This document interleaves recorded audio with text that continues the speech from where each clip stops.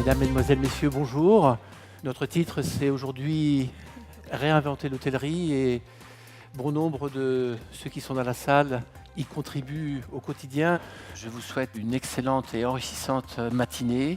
La part moyenne de l'immobilier dans le patrimoine des investisseurs institutionnels, elle a augmenté en 5 ans de 3,6% à 5,3%. Mais la chose la plus importante à noter, c'est la recherche de diversification, en termes de catégorie d'actifs et en termes de localisation. 2008 was the previous absolute peak in occupancies across Europe. Think about what's happened since then. We've had a global financial crisis. We've had multiple terrorist attacks across Europe. We've had the arrival of the sharing economy and Airbnb. And we've had a fair amount of supply growth in the hotel sector along that time. And despite all of that, we have a structural increase in occupancy of 10% across the continent. Dans les 3 ans qui viennent, vous prenez en compte l'environnement, l'écosystème, vous regardez qui va disrupter qui et vous essayez d'être avant-gardiste par rapport à mes propres concurrents pour pouvoir aller à la rencontre du client avec l'aide de quelqu'un d'autre. Très amusant. Franchement, c'est fascinant ce qui se passe devant nous.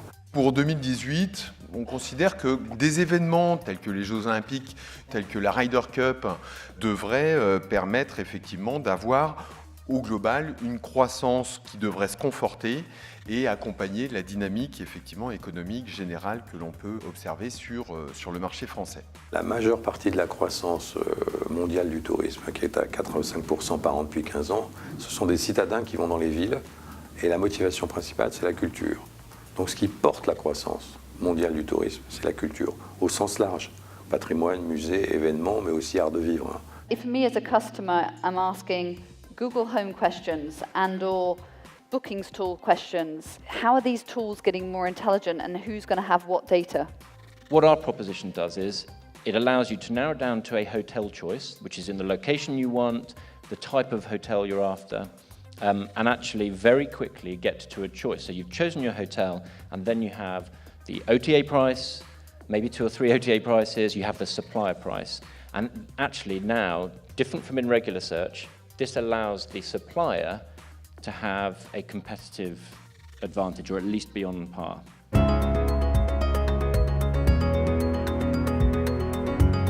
De façon plus générale, on constate vraiment une appétence pour ce secteur. Aujourd'hui, c'est plus du tout un sujet de trouver un investisseur pour un projet hôtelier. On travaille avec tout type d'investisseurs, que ce soit des franchisés, mais aussi avec des investisseurs institutionnels. Pour moi, l'innovation dans l'hôtellerie et dans d'autres secteurs va venir via la mixité d'usage d'un même site. Je sais que c'est quelque chose qui est cher à d'autres personnes ici autour de la table ronde, mais je pense vraiment que c'est ça le principal facteur d'innovation qui va frapper cette industrie.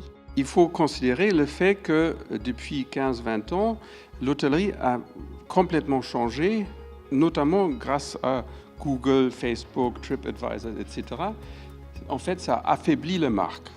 Parce qu'aujourd'hui, comparé il y a 15-20 ans, il y a beaucoup plus de capacité de réussir même si on n'a pas de marque. Ça a permis l'innovation beaucoup plus qu'avant. L'hôtel, c'est effectivement un lieu dans lequel on va proposer à nos hôtes de vivre une expérience. Donc c'est un lieu de rentrée dans un espace physique venant de l'extérieur. Donc notamment quand il est présent dans une ville, ça doit être aussi tourné vers la ville, être un acteur en même temps de la cité. D'abord, un projet avec un promoteur, il faut qu'on l'ait au tout début. Au début où le promoteur travaille dessus, parce que les promoteurs ne sont pas spécialement hôteliers, les architectes non plus ne sont pas spécialement hôteliers, et le produit sera nettement mieux conçu si on est là en amont dès le début. Ça, c'est un élément fondamental.